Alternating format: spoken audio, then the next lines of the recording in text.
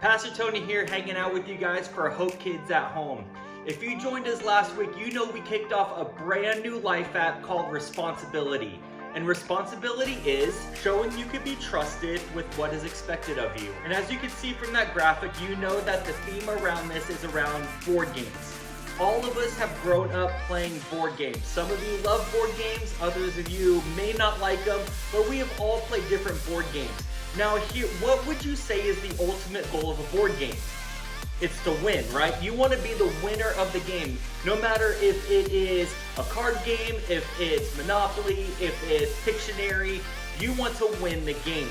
And for some of those games, it's going to be you have to get the most points, right? You have to get more points than anyone else.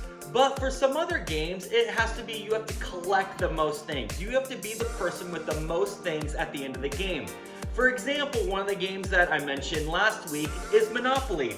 With Monopoly, you want to be the one with the most properties, with the most money at the end of the game. That is how you win, is if you collect the most money. Another game that I actually really enjoyed growing up, it's a card game. It's super simple, but it's a matching game. You put all of the cards in front of you, face down, right? And then you have to flip over different cards, and then you have to try and match them, right?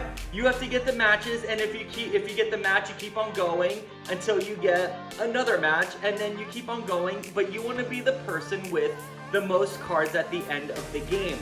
You see, those are all great, and that's great, or that's fun for the game, but I think for some of us, we take those rules and we take the way that we play those games and we apply them to how we live our life. Where the way that we live our life is we have to collect everything and we have to get everything, and we feel like we win if we have it all. But God is very important to tell us that is not how we're supposed to live our lives. In fact, He has very strong words for what He says about our possessions, our stuff, our things that we have, and the mentality, the way that we think about them. Because if we don't think about them appropriately, if we hold on to them too tightly, it takes us away from ultimately what's most important. And so God is going to tell us more about that from what His Word says. So what we're going to do, we're going to check out a parable, what Jesus taught His followers. And so we're going to check out the So-and-So Show right now, and I'll see you guys after the video is done. Ladies and gentlemen, are you ready for another round of Life-Size Hungry Hippos? Let's bring out our players! Woo! I want you! Here we go, here we go, here we go. Bing bong. Players, take your positions. I'm ready. You ready, chicken? All right. Here we go, Panda. Show them what we're made of. Oh yeah, that's good center of gravity. Get ready. Get set. Go! Gotcha. Ha! Yes! Yes! All of them. Mine, not And yours. they're I am better. grabbing the spheres. I am superior. You are not. Oh, Steven's looking like he's ahead. Oh, Lawson's really moving across the floor. Come on, here we go. Come on. They're neck and neck. Soccer ball, chicken. Ah, And you're on the right. Go. all the way across the floor, the Panda's really raking him across the coals. Steven's moving for the last big one. I got the big ball. Basketball, basketball, basketball. Yeah. You got the. Where was that one? I didn't see. Steven wins. That's not fair. I didn't even see the big one. Fine. Look at that. I'll spot you a point. You can have that one. May I the didn't best want man anyway. win, because he won. That's a good one. Okay, wait. What's next? What's up? Now it's time for life-size Jumanji. Nope, I'm out.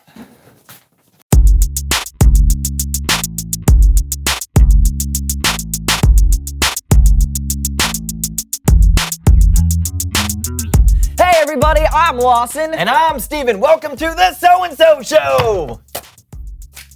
Oh, look at that. A comic book falling from the sky. It's a literary miracle. Yeah, more like a out-of-control comic book collection. What? No. Don't say that. They'll hear you. Who? The drawings? Okay, seriously, Lawson, can you please explain what's going on here? What, a guy can't like comics? This is not liking comics. This is preventing us from being able to do literally anything on the show today. Not true!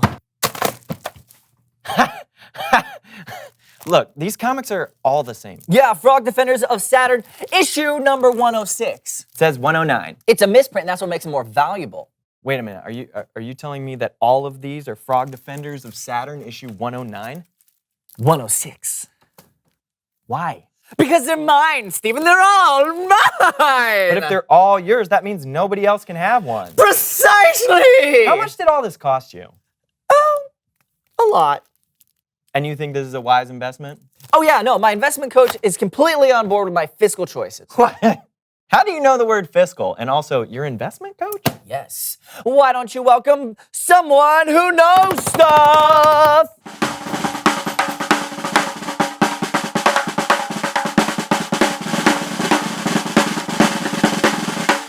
Welcome to the show, Mr. Moneybags. Hello there, Lawson. Greetings, Stephen. Hello, Mr. Mr. Moneybags, that is correct. I love money. You ever play Monopoly? Oh, I love having monopolies. Oh. Okay, well, we know who you are, so why don't you tell us what you know? Oh, of course, it's all in the name, my boy. It's all in the name. That's my friend. You're gonna have to be more specific. I know money! Bags and bags of money. With money, anything you want is yours for the taking and for the keeping. Remember that, Lawson, my boy? Exactly right. Yes, and I've been applying what you taught me to my comic book collection. Ooh. All for me. And yes, it's true. I want all the comics. Show. Oh well, for you. Ah, bravo, bravo. Well, that doesn't seem very nice. Lawson, whenever a friend asks me for a favor, do you know what I tell them? Oh yeah, I know this one. You say, I tell them no. All right?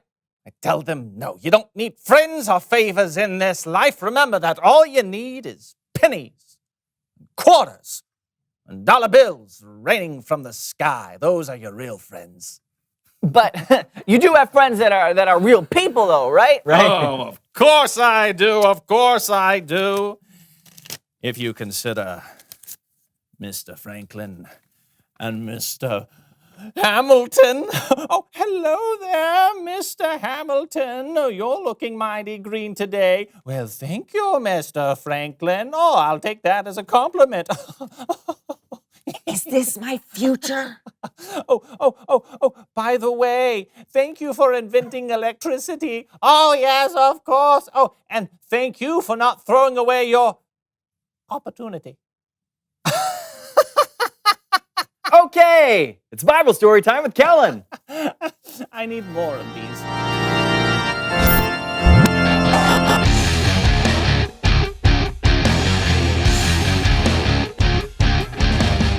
Hey guys. Hey, Kellen. Hey, Kellen, what do you have for us today?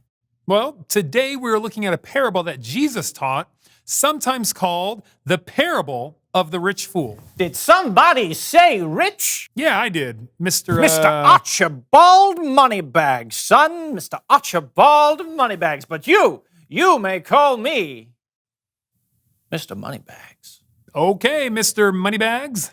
Clearly you're rich, but the person in the story was also a... Oh, no, I'd be happy to help you tell your little story there, son. And, mark my words, you won't regret it. Oh, boy. Well, anyway, a parable, if you didn't know, is a story that has a lesson at the end. Jesus used stories sometimes to help people see what he was talking about in different ways. On this occasion, Jesus was teaching when someone said, "Teacher, tell my brother to give me half the stuff that belongs to our family." Now, they must have been having an argument over something about like who has the most stuff. So Jesus said, "Watch out. Be on your guard against wanting to have more and more things. Life is not made up of how much a person has." Then Jesus tells them a story. There once was a rich man.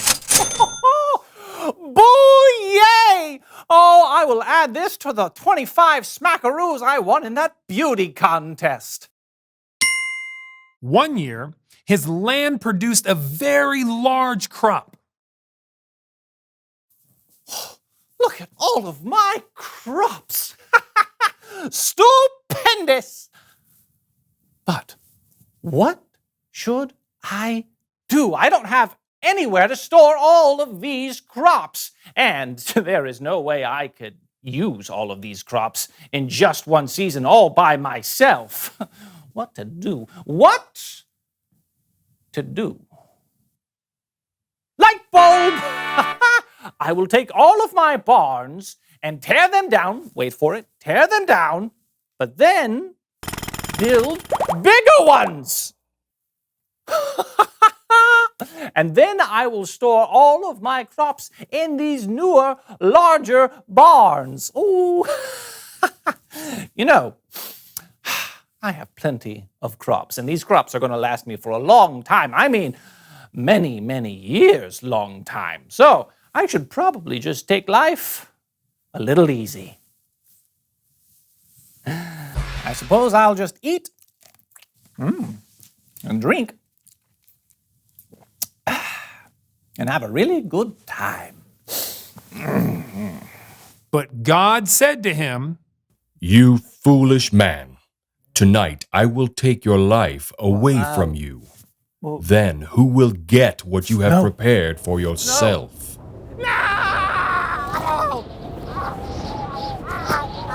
Oh, my corn! Ah!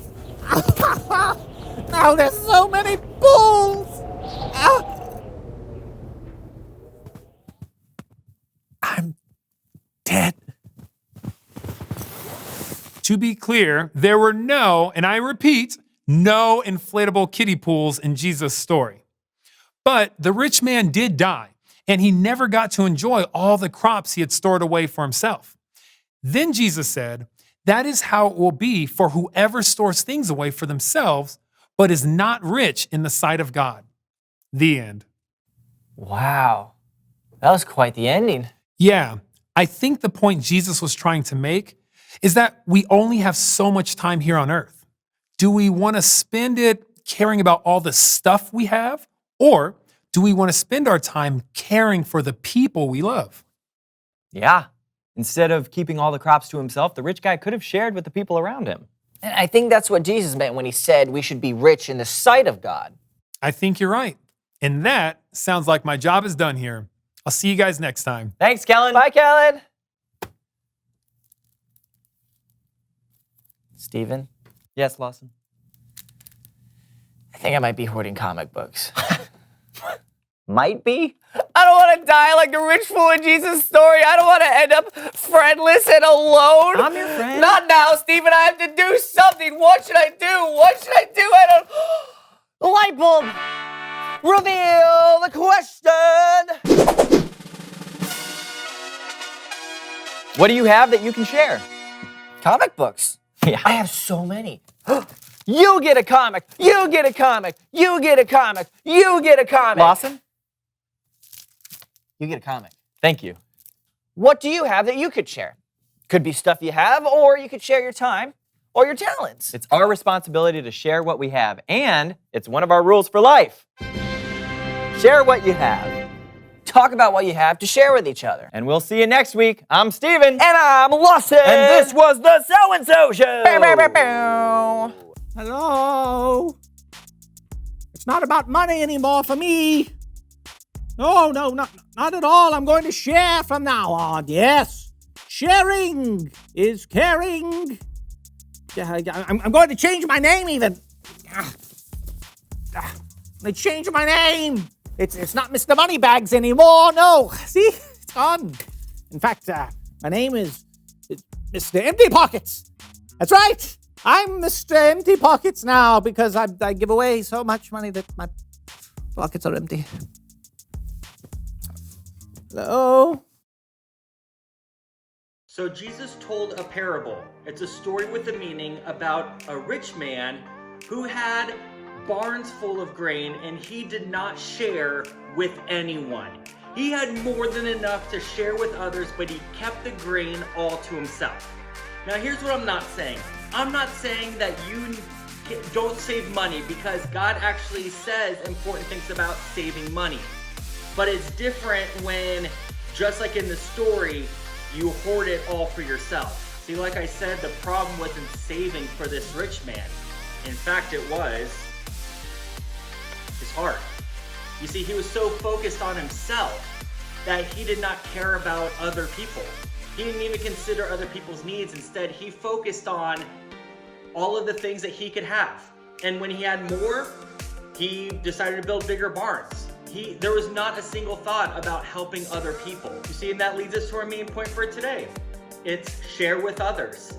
Super simple, but also very hard to live out, because there's things that we have in our life that we just want to keep to ourselves, that we don't want people to play with, that we don't want people to touch, that we want to keep to ourselves. But again, if we are a Jesus follower, if you say that you follow Jesus, our next command is to love one another. And the way that we can love other people is by sharing. Now, there's a ton of different ways that we can share with others. The immediate thought is our stuff, things, money, things that we possess. We could definitely share those with others. But you can also share time. You can give your time to help other people in need. Maybe it's being a good friend and listening to your friend who's going through a hard time. You're giving them your time. Maybe it's your attention. Maybe when your friend is talking to you, maybe you give them your full attention instead of being distracted by a video game or even a phone. You share with them everything about who you are by your attention. Maybe it's sharing good words, an encouraging word. It's sharing kindness. It's sharing different things about who God is with other people. It doesn't always have to be about possessions or stuff or money. We can share a lot of who we are, and more importantly, we can share the good news of Jesus to others. We've talked about it before in Hope Kids.